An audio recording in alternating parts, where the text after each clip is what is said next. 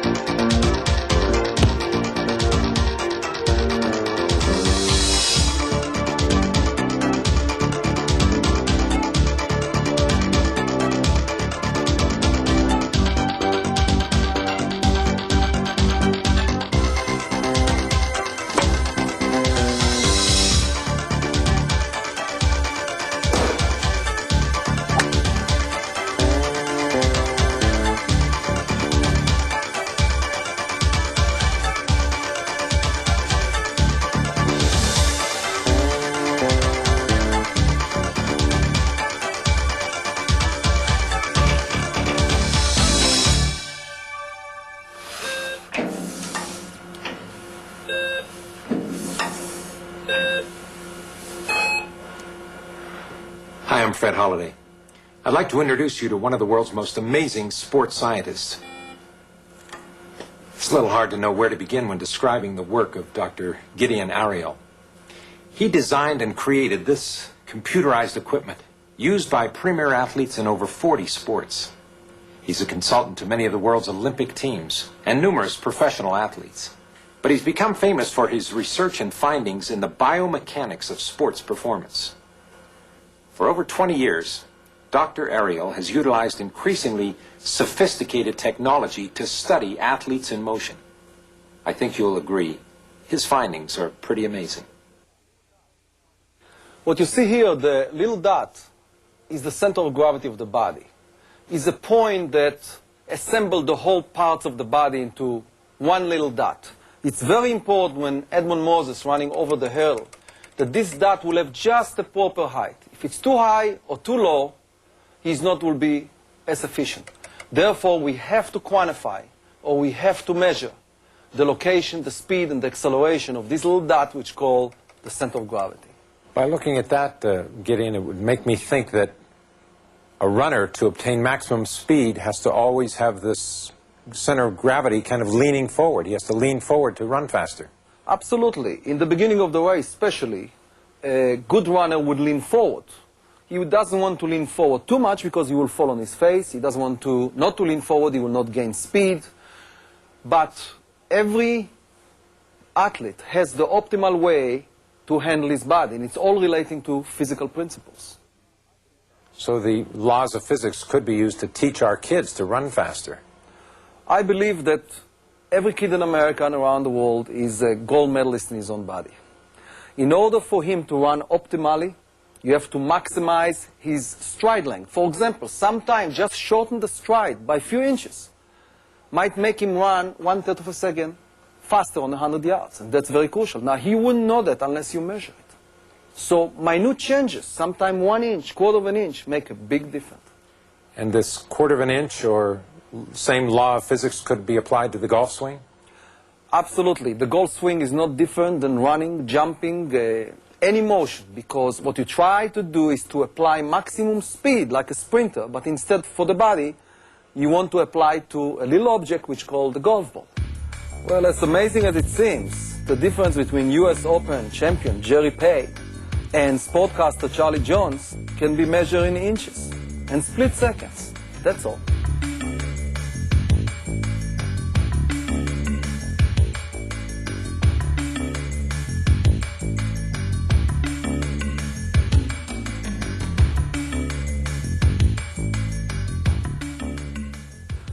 You see, the golf swing you think you see is really an illusion. It's the results of forces that the human eye just cannot see. Biomechanical analysis take us behind this illusion. We examine precisely why a Jerry Pate generates such power, and the average golfer cannot. Before we see how a couple of inches and fractions of a second can improve your game, let's review some pre-swing fundamentals.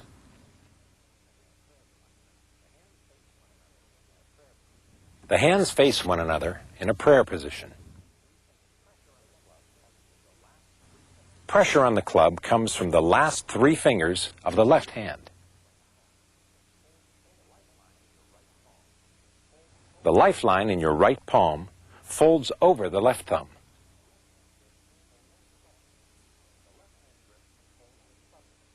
The left-hand grip controls the club face. The right-hand grip controls the club head. Keep the hands unified, soft and relaxed.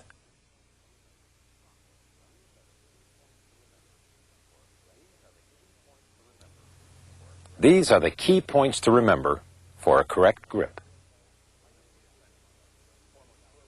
I'd like you to meet a friend of mine. He's a former tour player and one of the leading teaching professionals in Southern California, Ray Carrasco. Ray, you've given probably thousands of lessons over the past 18 years. What are some of the common mistakes that golfers make with their grip? Well, Fred, most players tend to grip the club too tightly. And when they grip it too tightly, they feel like they need to jam the right hand into the left. All they need to do is grip it lightly in the fingertips and make sure that the right hand, the little finger of the right hand, barely covers the left. Whether they interlock or overlap, the little finger will barely cover the left, and thereby the right hand will be gently on the club. What we want them to do is to remember to grip it in the fingertips so that the heel pad of the left hand will cover the top of the grip so the last 3 fingers are wrapped snugly around underneath. And the right hand comes in also in the fingertips so that the center of the hand or the lifeline can cover the left thumb.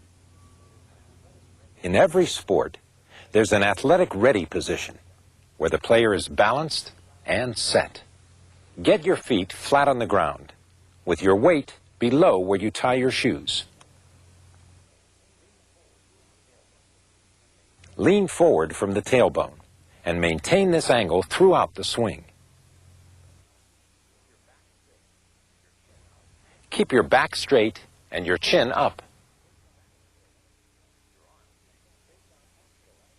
Your arms hang straight down from the shoulders. Point the butt of the club at your belt buckle line. Anchor your backswing with your right foot and knee. Exhale and relax.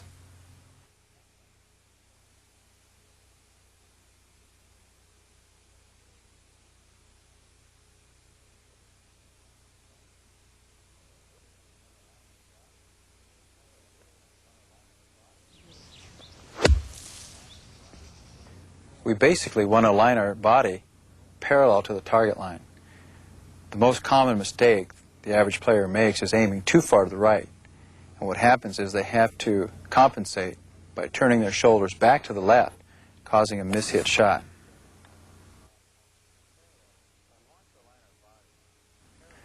We want to align our body parallel to the target line.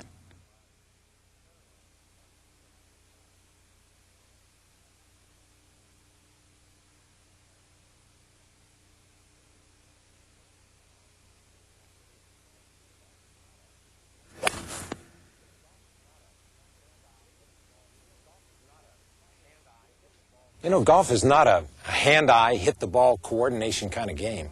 It's a game of technique.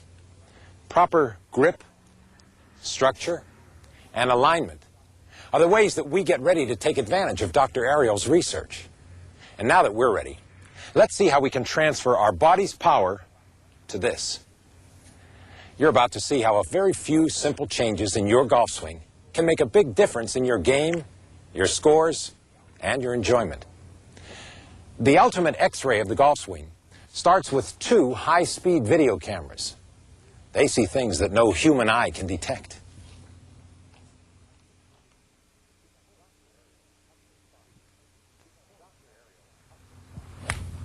Dr. ARIEL's custom software records the swing, capturing each segment of the golfer's body into computer memory. The head, shoulders, hips, knees. 19 points in all are identified for each and every frame of the videotape. We see exactly what's happening at every point in the swing. No illusion here. This process results in a fully animated graphic of the golf swing. But that's just the start. The software computes the third dimension, allowing us to examine the swing from every angle, from the side, the front, the back,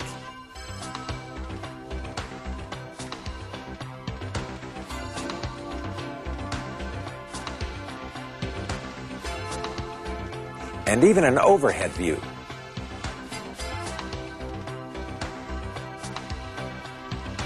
We can slow the swing down, step through it, freeze it.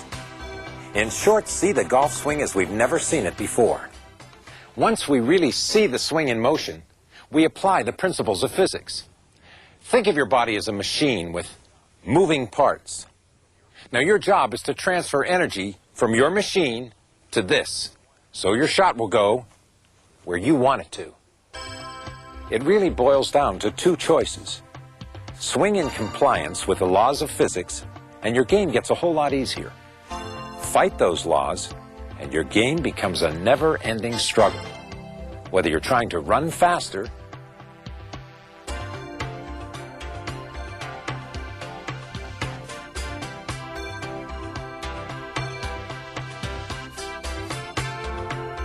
jump higher,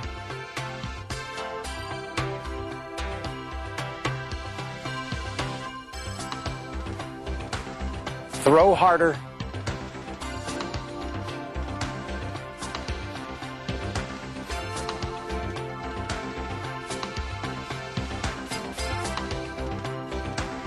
or hit long and straight.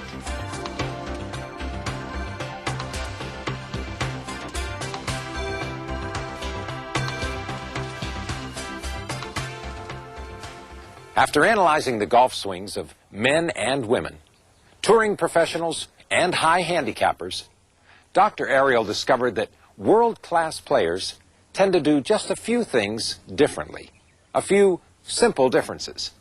Let's take a look.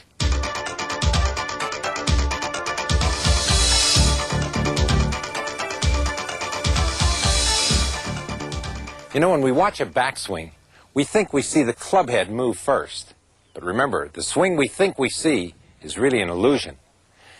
Let's review our comparison of golf professional Jerry Pate and broadcaster Charlie Jones.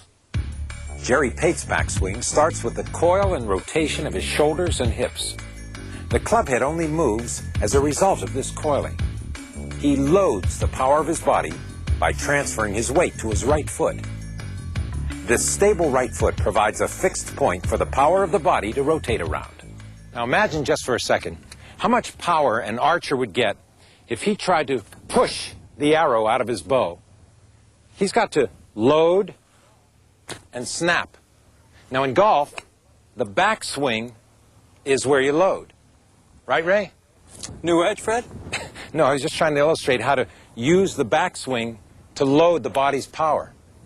Now how can a golfer, any amateur golfer, just tell if they're doing it right?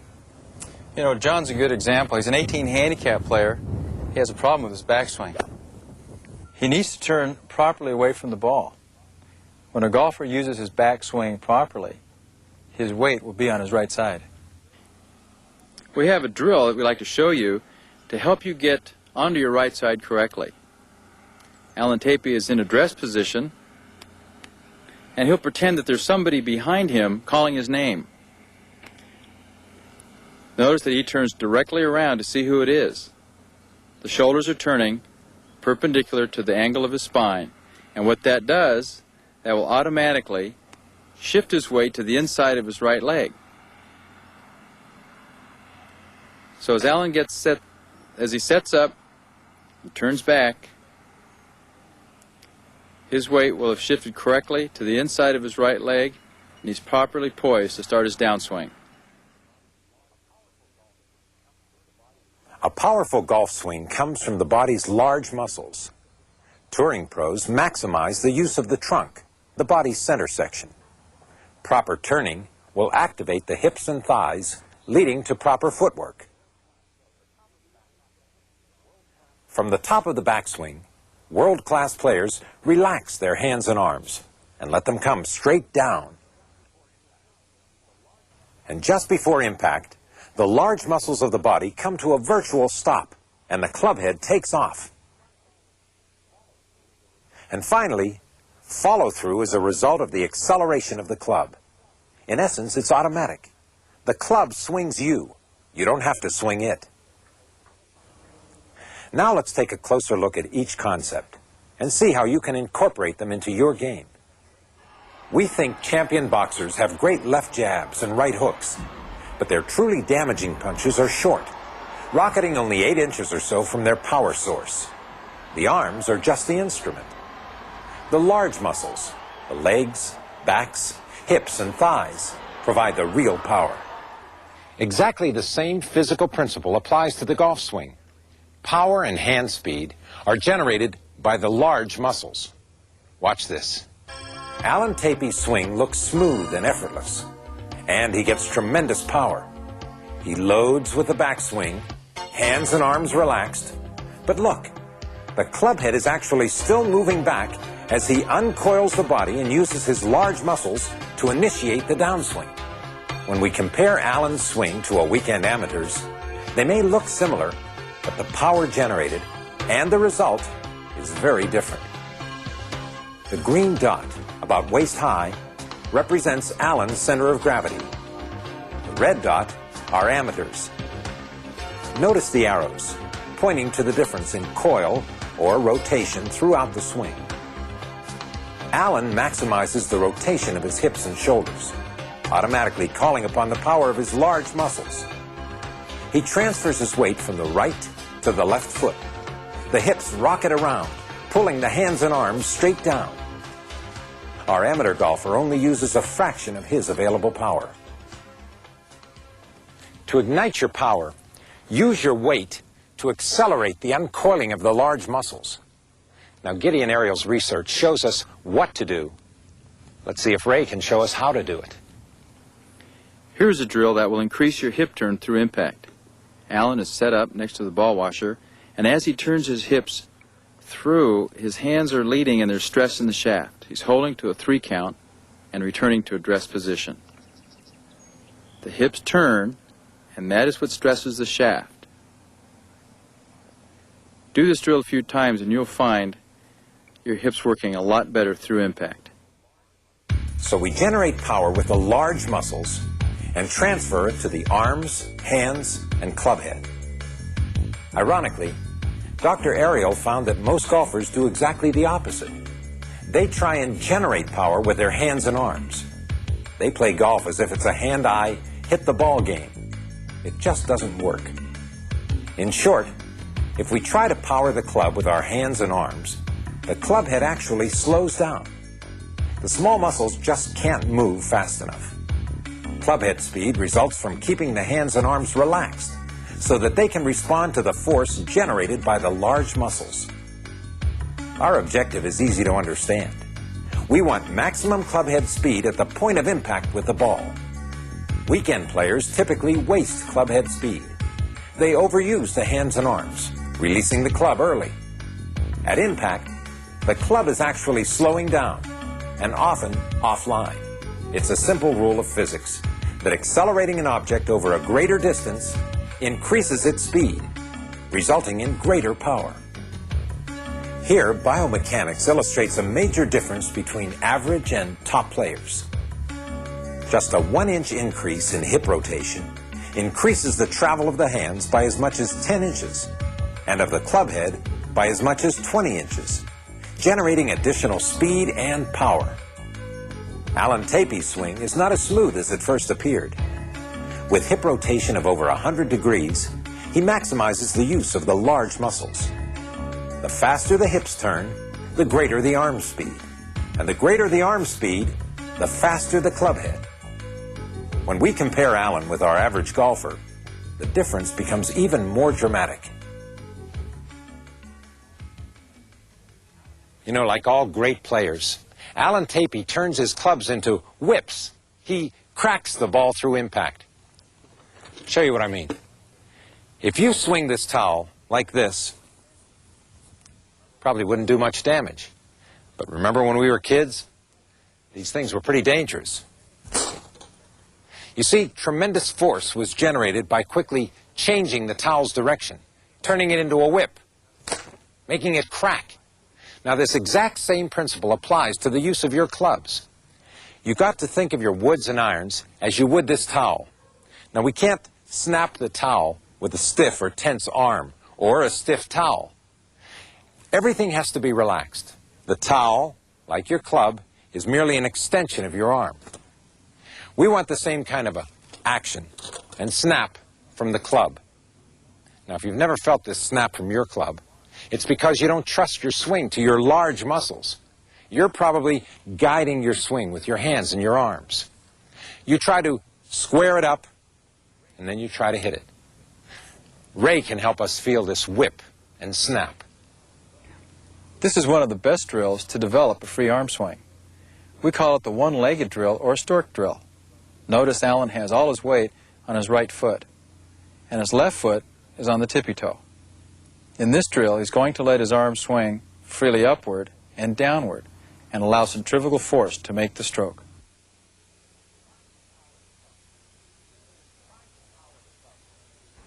Trying to power the club with your hands and arms alone actually slows the club head down.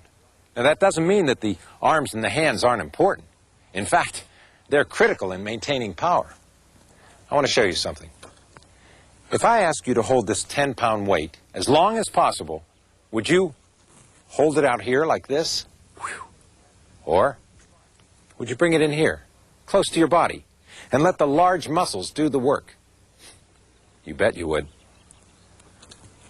Something else.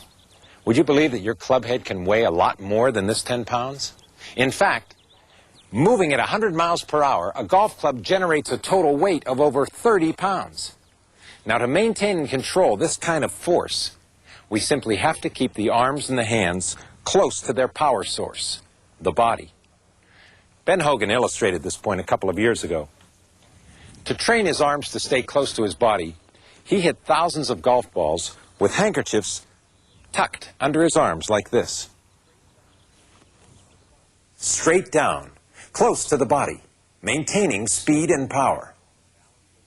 When we compare the motion of Alan Tapey's hands with those of an average golfer, the difference is dramatic. The circle created by Alan's hands coming down is small and tight. The average player moves the hands in a much larger arc, losing power. Now watch what happens to the club head when we bring the hands straight down. It lags behind the hands, just like it's supposed to.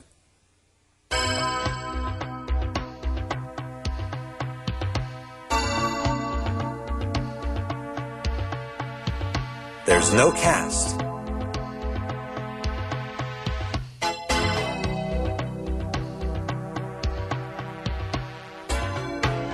No over the top.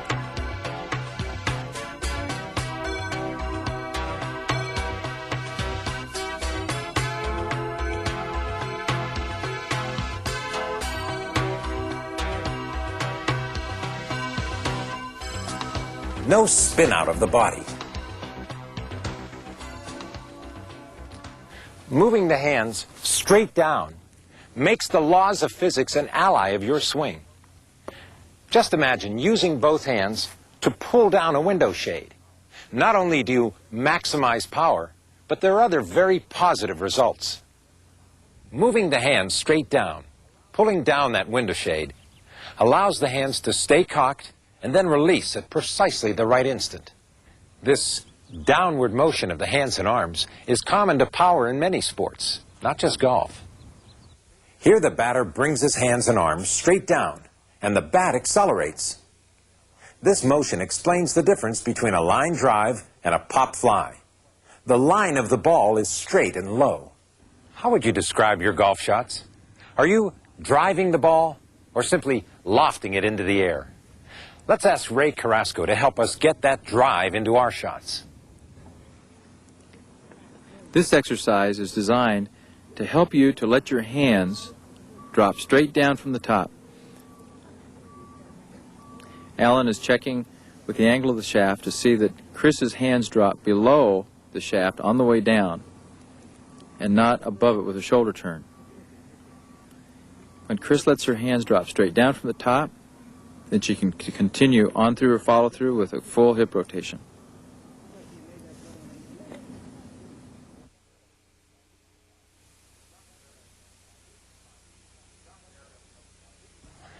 Dr. Ariel's most intriguing finding is best illustrated by this Grand Prix car.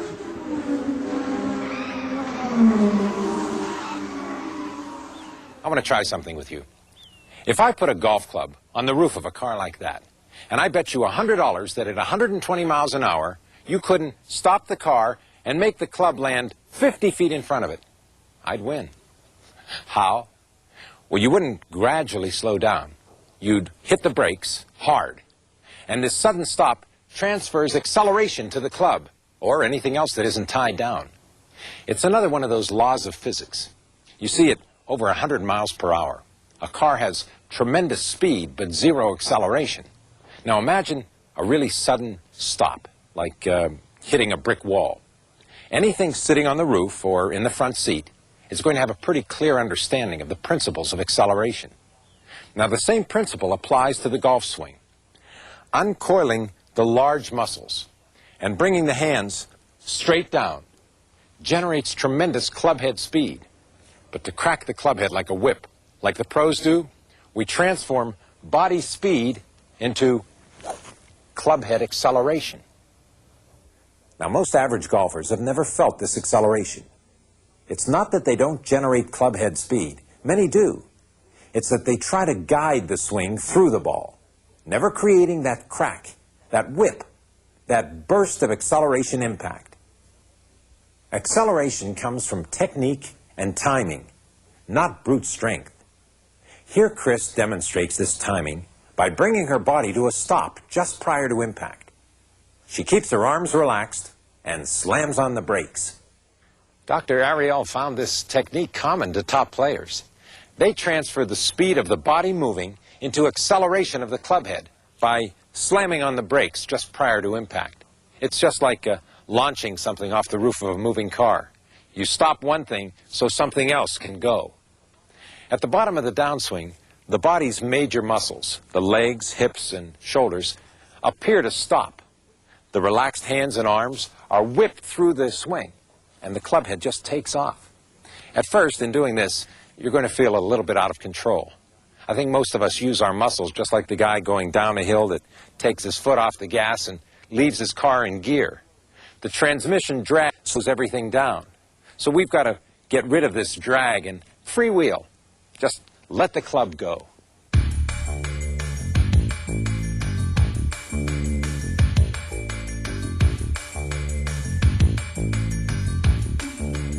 Alan Tapey's swing isn't quite as smooth as it appears. There's an abrupt transfer of power, and at the bottom of the downswing, the clubhead speeds up just prior to contact with the ball. Here's a drill that will help you get the feel of slamming on the brakes.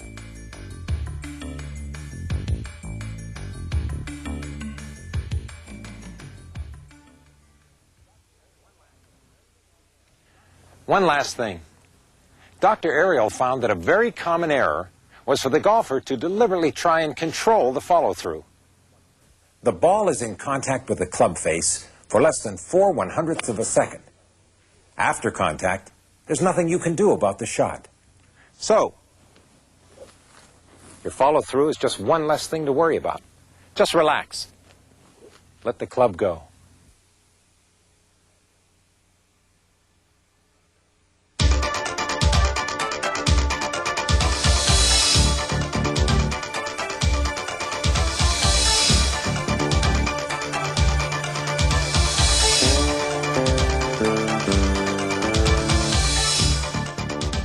There's just one minor problem with this setup, and it's going to have a major impact on the swing. The force generated by the swing propels the golfer backward with an equal force. It's another of those laws of physics. You'd get much the same result by standing on a skateboard and trying to hit the ball barefoot. For the golf swing to rotate around a fixed point, the legs and the feet must act as stabilizers.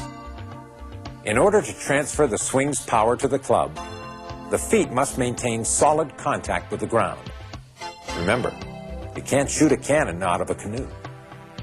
Obviously, you need a good pair of shoes, and you need to dig in. Tie yourself to the ground. The exact same principle is true in tennis. When the feet are stable and in contact with the ground, the body's energy is transferred to the ball. Once the feet leave the ground, energy is dissipated. Part of it goes into the shot, and part is wasted, moving the body backward. Here's a drill you can use on the range to help stabilize your feet. Chris is hitting with both feet on the ground, letting her arms swing freely up and down. This drill is good to get a solid contact feeling with your feet through the swing. Now remember, this is just a drill.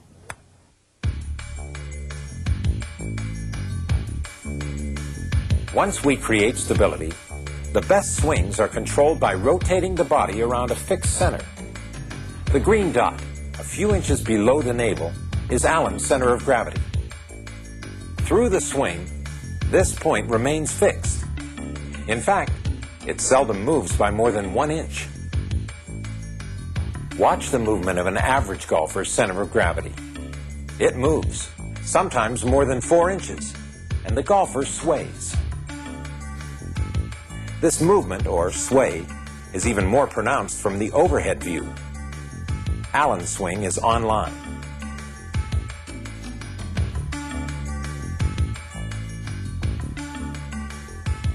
On the right, our average golfer moves. When most golfers move, they tend to lift, resulting in fat or thin shots. Even worse, when we feel this lift, we try and correct during the swing. This correction moves the center of gravity all over the place. Every shot becomes a surprise. So there are 2 keys to control. Use the feet and legs as stabilizers, and rotate the swing around a fixed center of gravity. Ray, how do you teach people to keep their bodies still when they swing? Fred, let me show you a drill that'll help people to do that. The way the drill works is like this. We want to put the club handle right on the belt buckle. We take our normal grip, and the hands and arms are very relaxed at our sides. The club shaft is level to the ground, the toe is skyward. And what we do is this. The shoulders turn, transferring the weight to the right side, hips turn through. So what I'm doing, I'm rotating around a fixed point. And it is really that rotation that I'm making that keeps me in balance.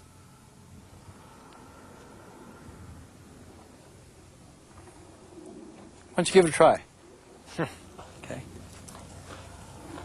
Okay, club shaft, the handle right on your belt buckle, shaft level to the ground.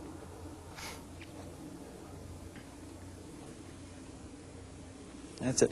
Now you want to feel your shoulder turn you back onto the right side, and hip turn only on the way through. Okay, a little slower, a little easier now. Hands and arms relaxed. Head goes with the shoulders? Your head can turn. The head will... Okay, now let me show you something. You want to keep the shaft level to the ground. You'll feel your weight a little on more on your right side. Now as you come through, turn with your hips. There you go. What a perfect position. Shaft level to the ground. Now this drill does many things. It keeps the hands centered opposite the middle of your body, keeps the toes skyward, and it lets you feel that your golf swing is going to be kept in balance by your turning motion. The shoulders turning back and the hips turning through. And remember, Fred, keep the shaft level, back and through. One motion, not stopping? Go ahead, one motion, not stopping. Shoulder turn back and hips through. Level to the ground. There you go. That's perfect.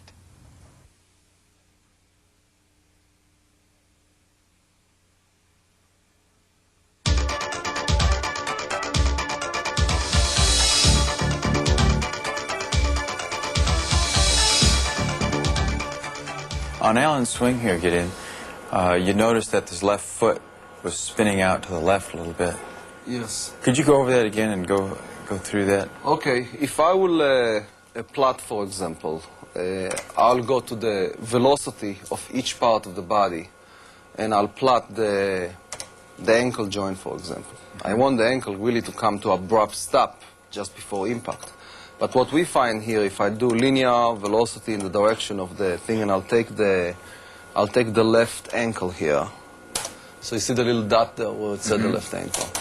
And if I'll plot it on the screen, what you see that it didn't come to a stop in this area here. That's where the impact occurred. If he would be able to stop here, he would be able to transfer more energy to the upper body, just from a physics point of view, because basically he's a good golfer. You know, there was a study done, and it showed Jack Nicklaus's left foot and Trevino's left foot. And what happened is, at impact, it shifted, so it was a little more square.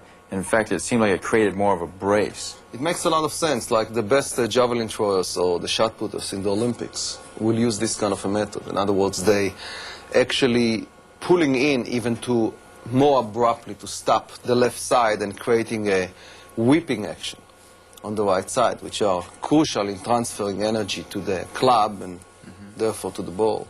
That's interesting. As a teaching professional, we've been taught the importance of the left side structure, how the left side is important to create it, but we're learning more and more that the right side actually is what drives the club shaft through the ball. Great shot putters, so discus throwers, in the Olympic Games using the same method. They try to deliver energy to a very heavy object, such as the shot put, which is 16 pounds, or the discus, which is 4.5 pounds. Now, in order to do that, they actually stop the front part of the body, in this case the ankle and the knee and the hip, the left one if they are right-handed. And that's what allowed them to transfer energy into the projectile, which is very, very heavy. The same principle is true in golf. In golf, the projectile will be, we want to accelerate that club head.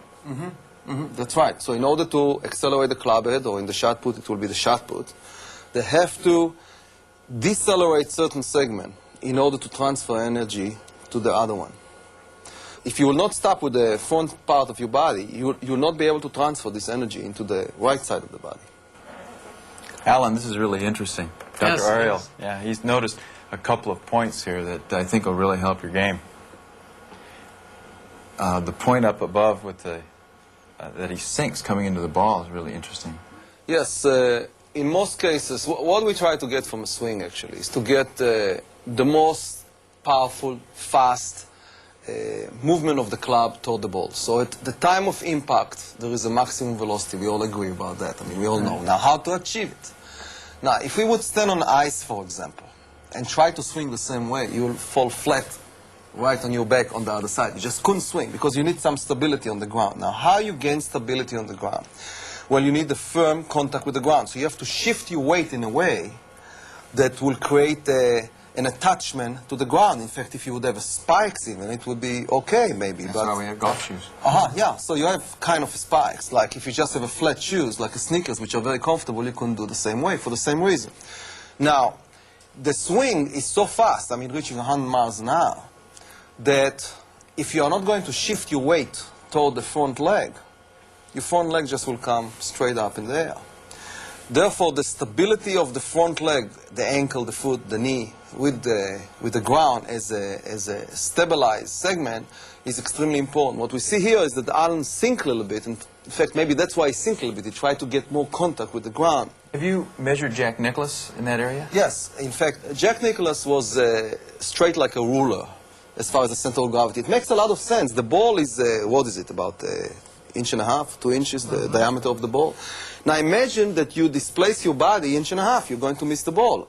Or you'll have to compensate for the length of the club. When you start compensating, you lost it. I mean, you lost energy here. So you have to swing with no compensation and still hit a very, very small object. So you don't want to displace the center of gravity. At the same time, you want to keep tremendous stability with the ground with the front part of your body. In this case, it will be the left ankle, the left knee. And that's very difficult to do. That's why golf is so frustrating sometimes. I know that was a big thing with Curtis Strange worked on. He worked on that for quite a long time. I've heard him talk about that, keeping the stability, the level head through the swing. That's why also a golfer needs to be strong man. I mean, people say, well, it's golf, it's a sissy game. I mean, you don't have to be anything special. You don't have to be a bodybuilder. But let me tell you, the muscles around the legs, according to the calculations that we are doing, is not different than a volleyball player or a javelin thrower. I bet that one of the reasons that Alan is so good, because I understand he was a baseball player himself, and he built strong legs. Jack Nicklaus is very strong in his legs. So strength in the muscles are very important. Gideon, is there any advantage to turning the left foot out at address?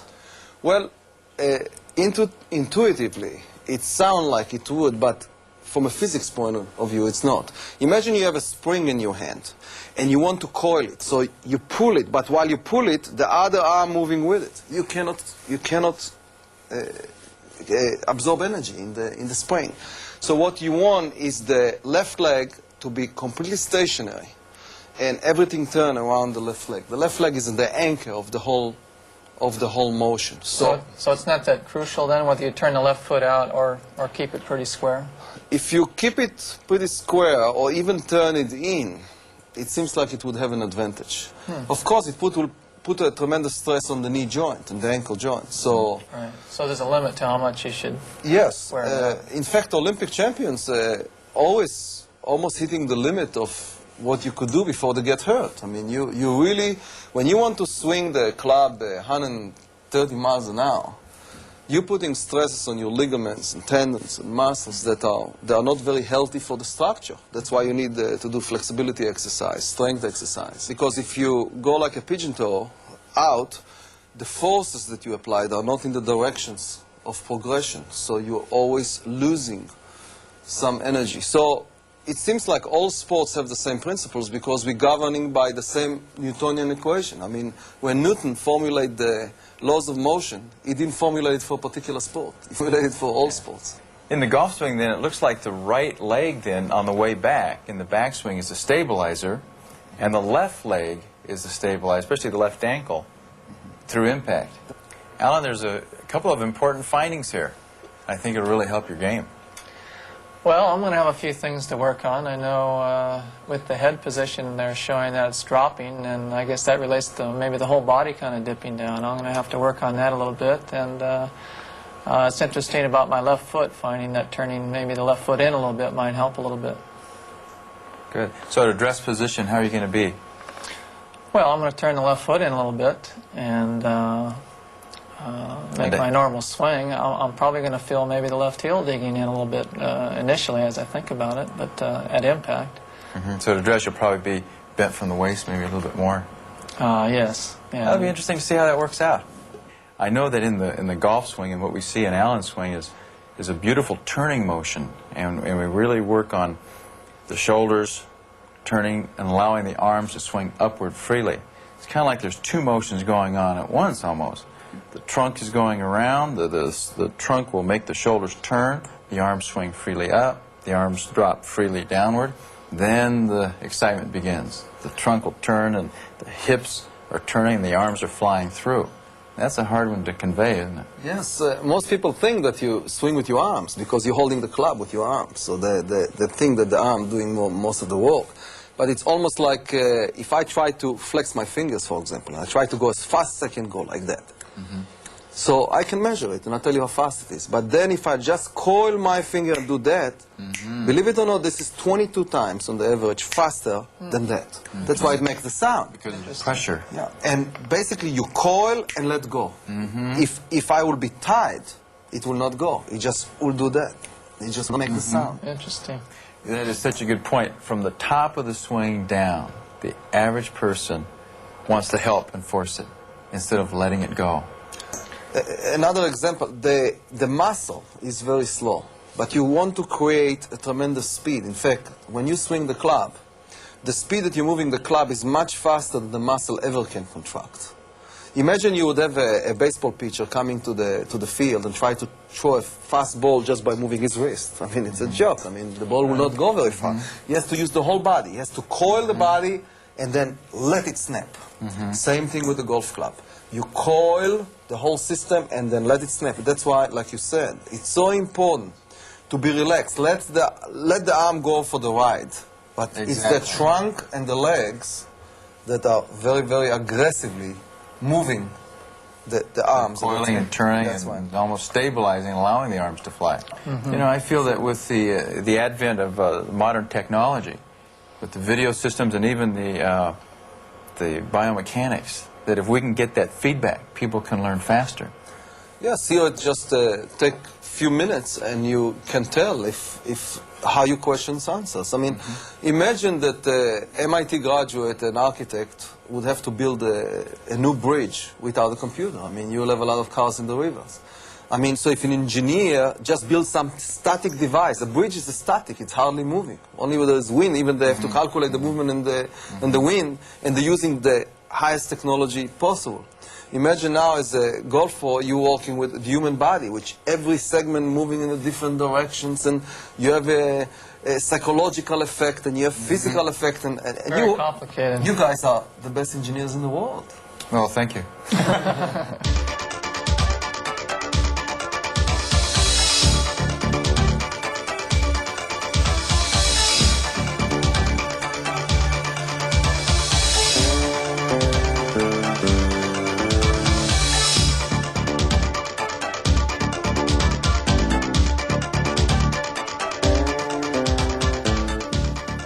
We know that this program, involving biomechanics and the power of golf, can only help strengthen and improve your game. Apply it, learn it, and enjoy it. I'll see you out on the course.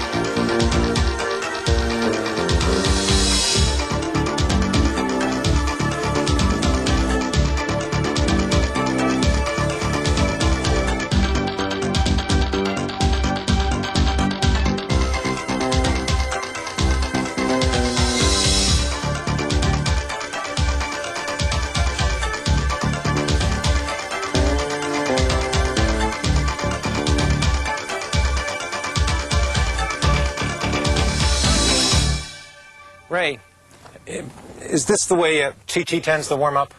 Now, let me tell you one thing. My Uncle Chi-Chi told me one time, you got to use your hips when you turn. Let me show you right now. Show me. Okay.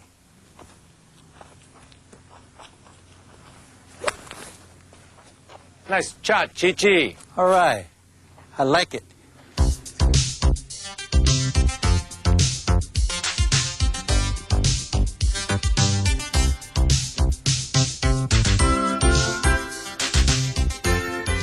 Alan is showing us how his body will virtually stop by turning through, and his arms will propel the club head outward.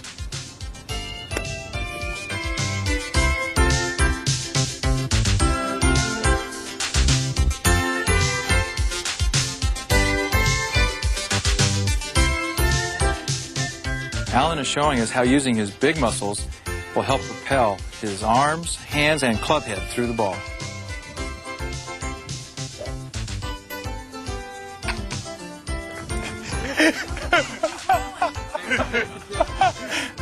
Okay.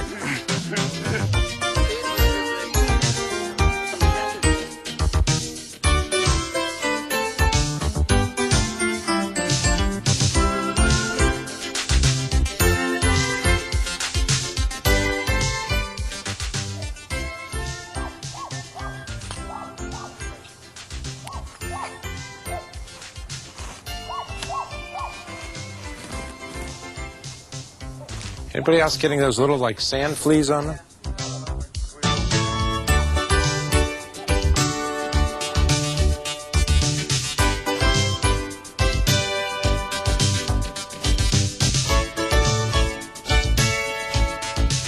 Okay, we're on the practice tee, and we have Fred and Chris practicing a very important drill.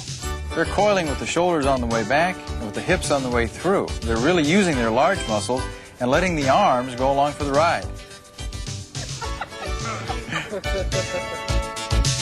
You may be a great golfer.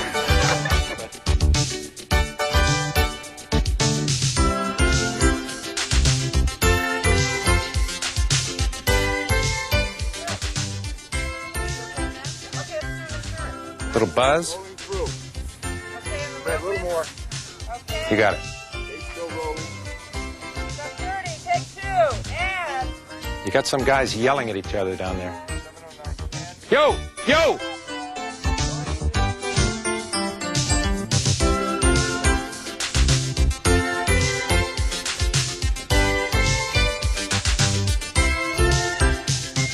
This is one of the best drills to develop a free arm swing. We call it the stork drill, or a one-legged drill. As you see, Alan is on his right leg and letting his arm swing freely, up and down, and whipping that club through.